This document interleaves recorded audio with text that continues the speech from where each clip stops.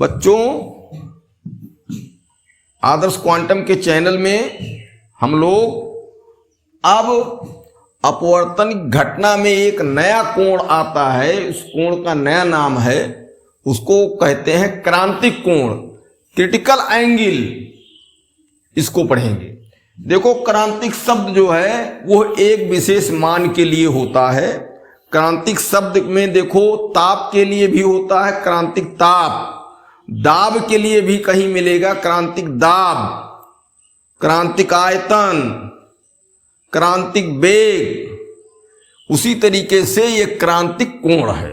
कहने का मतलब कि जब कोई एक स्पेशल नाम होता है, मान होता है, स्पेशल मान, विशेष मान, तो उसको तुम्हारी फिजिक्स की लैंग्वेज में क्रांतिक शब्द उसके आगे जोड़ दिया जाता है।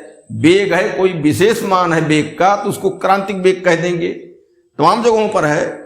किसी विशेष ताप के लिए उस ताप को क्रांतिक कोण कह देते हैं।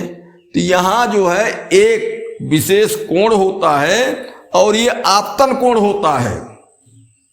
तो इस विशेष आपतन कोण के मान को क्रांतिक कोण कह दिया जाता है। यह क्रांतिक शब्द कई जगह आया है। अब यहां कोण के लिए प्रयुक्त हुआ है, बस इतने हमको जानना है। अब इस घटना के बारे में देखो, हम चित्र बना रहे हैं। उस चित्र को बनाने के बाद तब समझा जाए।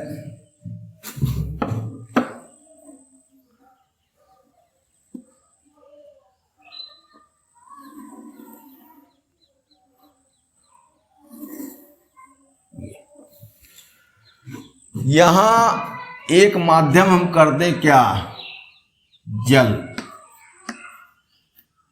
ठीक, और यहां कर दें हवा। क्यों कर रहे हैं अभी इसको बताएंगे।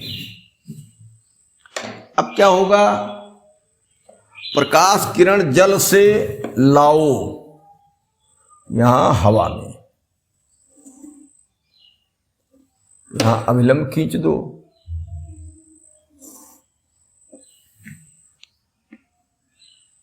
ये अब ये प्रकाश किरण इस तरीके से वापस जाएगी दूसरे माध्यम में, वापस नहीं दूसरे माध्यम में पार करेगी। ये कोण आई हुआ, ये कोण आर हुआ। ए ओ प्रकाश किरण और ओ बी प्रकाश किरण, ये अभिलंब यन डैश हुआ। इसी में पहले समझो, पहली बात तो हम प्रकाश किरण जल से हवा मिला रहे हैं, सघन से विरल मिला रहे हैं। इसको भी लिख दिया जाए, यहां सघन और यहां विरल। भाई, जल की तुलना में हवा विरल माध्यम है। तो हम अगर प्रकाश किरण सघन से विरल में लाएं तो विरल में जाने पर अभिलंब से दूर होती है अपवर्तित किरण, अपवर्तित किरण अभिलंब से दूर हटती है। अर्थात जो आपतन कोण होता है उससे अपवर्तन कोण बड़ा होता है। ठीक, आपतन कोण से अपवर्तन कोण बड़ा होता है, लेकिन शर्त है सघन से विरल में ला रहे हैं तब। अब देखो, यहां साइन आई बटे साइन आर अगर स्नेल का नियम लगाया जाए तो जल के सापेक्ष हवा का अपवर्तनांक मिलेगा। हवा के बजाय कोई दूसरा विरल माध्यम भी मान सकते हो, लेकिन ये प्रचलित माध्यम है तो इन्हीं में समझो बात को। तो ये अपवर्तनांक हमारा जो है जल के सापेक्ष हवा का मिलेगा साइन आई बटे साइन आर करने पर स्नेल के नियम से। अब थोड़ा सोचो, अगर यह आपतन कोण और बढ़ाया जाए, बड़ा किया जाए आई को, और प्रकाश किरण तिरछी लाई जाए, तो अपवर्तन कोण यहां और बड़ा होगा, क्योंकि जल के सापेक्ष हवा का जो अपवर्तनांक है वो तो एक नियतांक है। तो जब एक कोण बढ़ाओगे तो दूसरा भी बढ़ेगा। लेकिन जब ये बड़ा है तो बढ़ाते बढ़ाते आपतन कोण को अगर हम आगे बढ़ाएंगे इसे, तो एक स्थिति ऐसी आएगी कि आपतन कोण 90 अंश नहीं हो पाएगा, लेकिन यह अपवर्तन कोण 90 अंश हो जाएगा। क्योंकि पहले से ही ये बड़ा है, तो जितना ये बढ़ा उसी हिसाब से ये भी बढ़ेगा। तो क्या होगा, ये 90 आपतन कोण नहीं हो पाएगा, अपवर्तन कोण 90 अंश हो जाएगा। उसका चित्र देखो, ये फिर बना दिया जाए।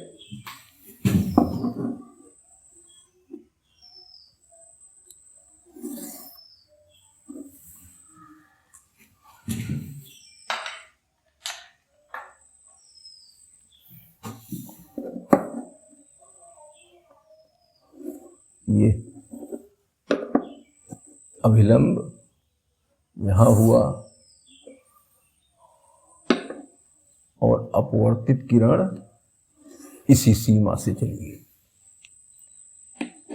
ए ओ बी ये आपतन कोण और ये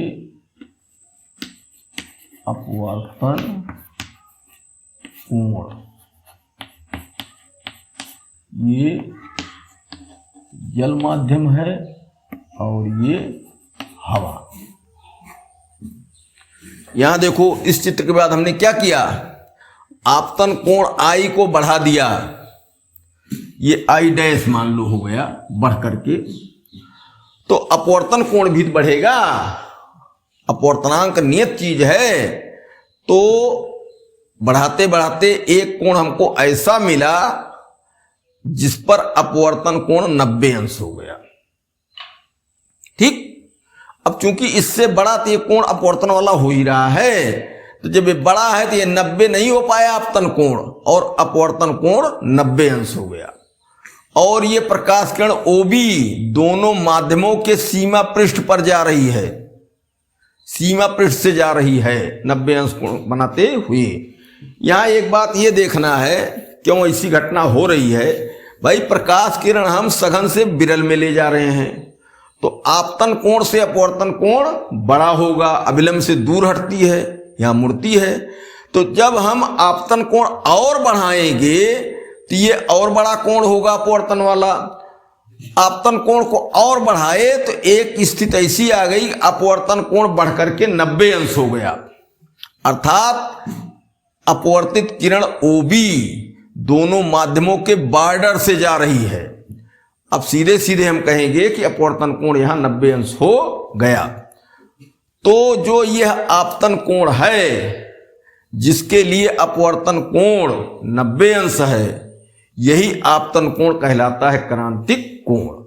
क्रांतिक कोण, तो क्रांतिक कोण बनाने के लिए क्या जरूरी है कि प्रकाश किरण सघन से विरल माध्यम में जाए और आपतन कोण को इतना बढ़ाया जाए कि उसके लिए अपवर्तन कोण 90 अंश हो जाए और अपवर्तित किरण दोनों माध्यमों के सीमा पृष्ठ से निकले, तो ऐसा आपतन कोण क्रांतिक कोण हो जाता है इन दो माध्यमों के लिए। तो माध्यमों की जोड़ी के लिए क्रांतिक कोण अलग अलग रहेगा। जैसे जल से लाए हम हवा में तो कोई आपतन कोण का मान हुआ, क्रांतिक कोण हुआ। जैसे मान लो 42 अंश। अगर हम जल के बजाय यहां कांच ले लें, कांच से हवा मिलाएं, तो कांच भी सघन माध्यम है, हवा विरल है, तो कांच हवा के लिए हो सकता है कि आपतन कोण का मान कोई दूसरा हो जिसके लिए अपवर्तन कोण 90 अंश हो जाए, अर्थात इसका क्रांतिक कोण बदल जाएगा। तो माध्यमों की जोड़ी के लिए अलग अलग क्रांतिक कोण होता है, उसको चाहे याद रखना पड़ता है या समझो। तो कुल मिलाकर के पहली बात, एक शब्द हम ये बता रहे हैं, क्रांतिक कोण आपतन कोण ही होता है, वो अपवर्तन कोण कभी नहीं होता है।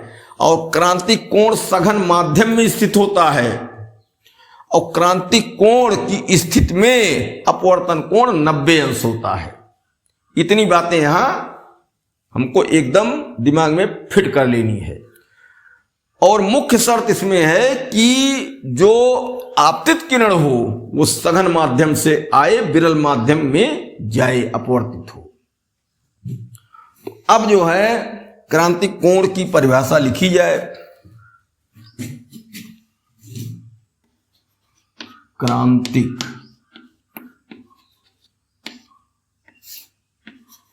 कोण, ठीक। क्रिटिकल कोण,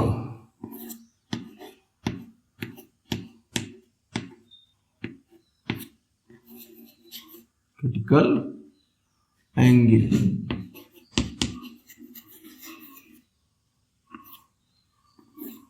ये। तो इसमें शुरू में क्या कहा जाए, जब प्रकाश किरण सघन माध्यम से विरल माध्यम में जाए और सघन माध्यम के आपतन कोण के लिए विरल माध्यम में अपवर्तन कोण 90 अंश हो जाए, तो सघन माध्यम में आपतन कोण उन माध्यमों की जोड़ी के लिए क्रांतिक कोण कहलाता है। तो जब प्रकाश किरण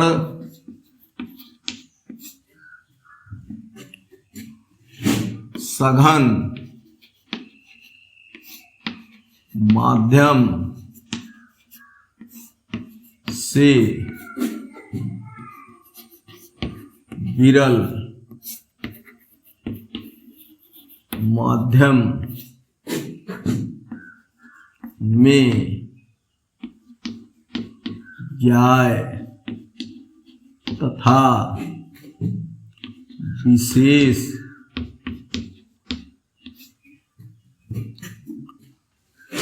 आपतन कोण के लिए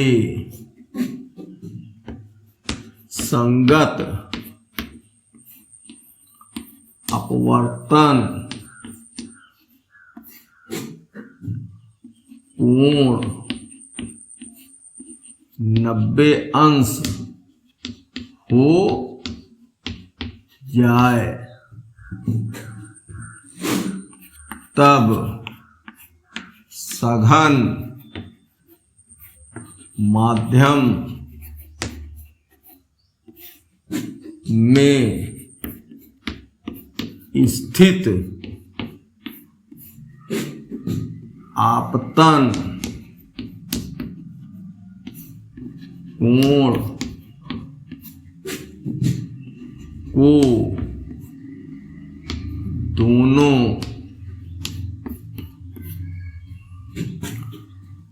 युग्म माध्यमों के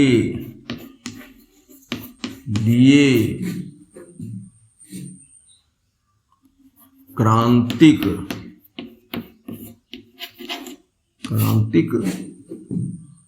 कोण कहते हैं। तो यहां क्या है, आई डैश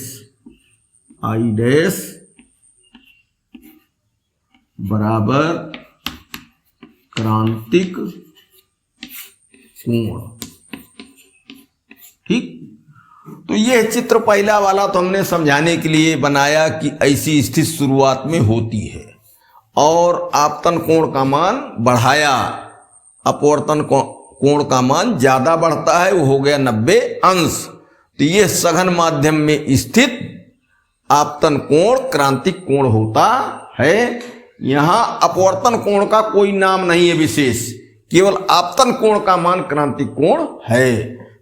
दिमाग में बैठा लो क्रांतिक कोण की स्थिति के लिए कि सघन से विरल में प्रकाश किरण जाए और विरल माध्यम में जैसे ही अपवर्तन कोण 90 अंश हो जाता है तो सघन माध्यम में जो आपतन कोण था उसको हम क्रांतिक कोण कहते हैं, ठीक।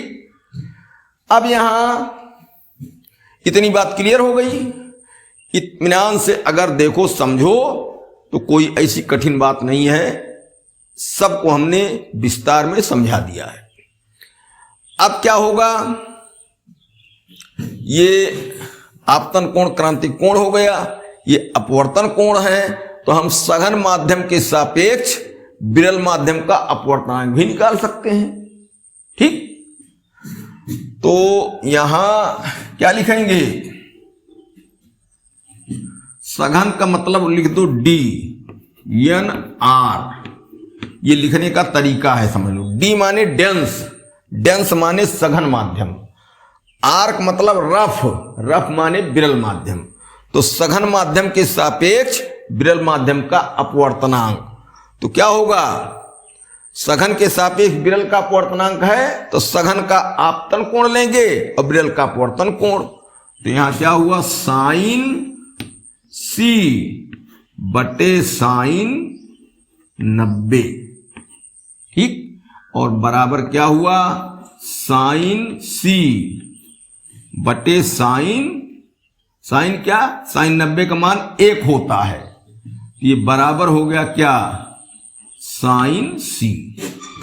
सी, यहां सी का परिचय कर लो, क्रांतिक कोण।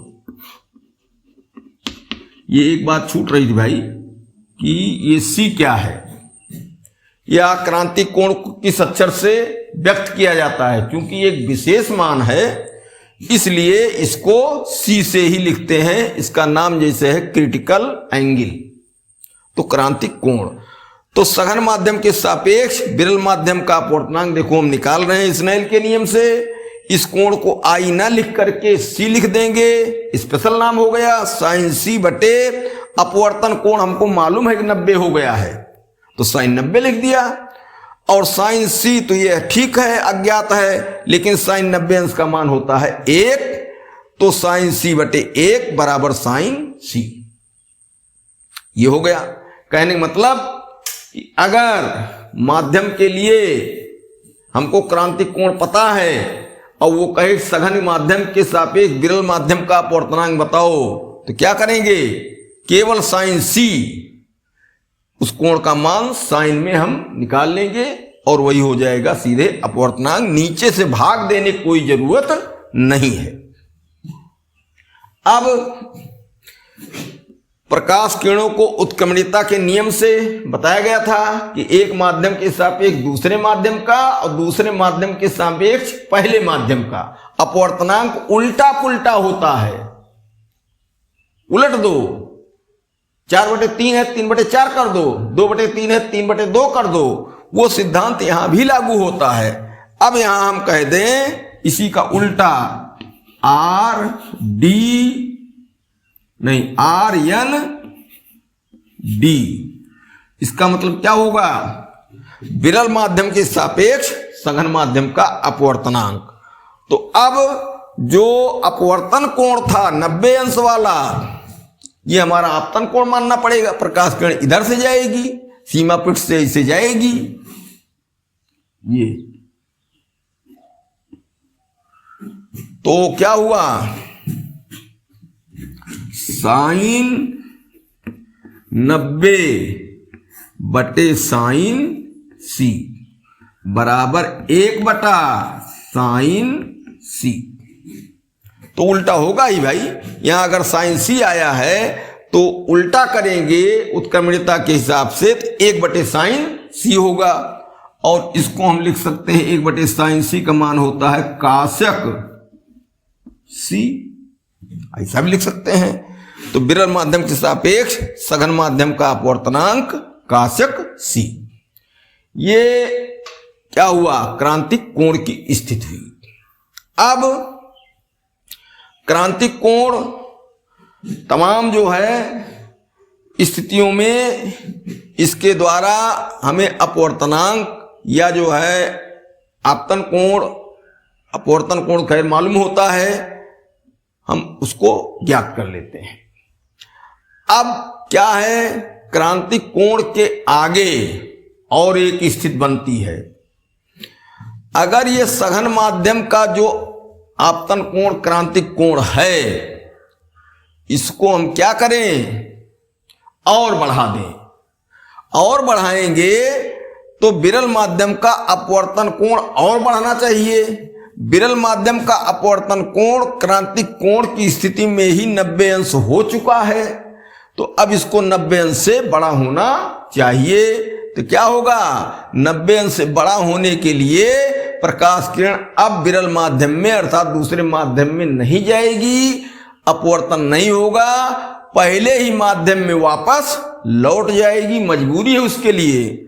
और जब जिस माध्यम से आई उसी माध्यम में वापस लौट गई, इसको कहा जाता है पूर्ण आंतरिक परावर्तन। अपवर्तन की घटना होते होते देखो परावर्तन की घटना आ गई, तो क्यों ना आ जाए भाई। जब आपतन कोण एक ऐसी स्थिति में पहुंच चुका है कि अपवर्तन कोण 90 अंश हो गया, अब अगर आपतन कोण को और बढ़ाएं, क्रांतिक कोण से और बड़ा कर दें, तो ये अपवर्तन कोण 90 अंश से बड़ा होना चाहिए। तो बड़ा होने के लिए क्या गुंजाइश है, पहले ही माध्यम में अपवर्तित किरण परावर्तित होने लगे, और तब क्या होगा, प्रकाश किरण आई, टकराने के बाद पहले वाले माध्यम में ही वापस लौट गई, तो ये अपवर्तन की घटना ना होके परावर्तन की घटना हो जाती है। तो इस तरीके से अब जो है, अगर आपतन कोण सघन माध्यम में जो क्रांतिक कोण है उसका मान क्रांतिक कोण से बढ़ा दें, तो अपवर्तन की घटना ना होके परावर्तन की घटना हो जाती है। इसको पूर्ण आंतरिक परावर्तन कहते हैं।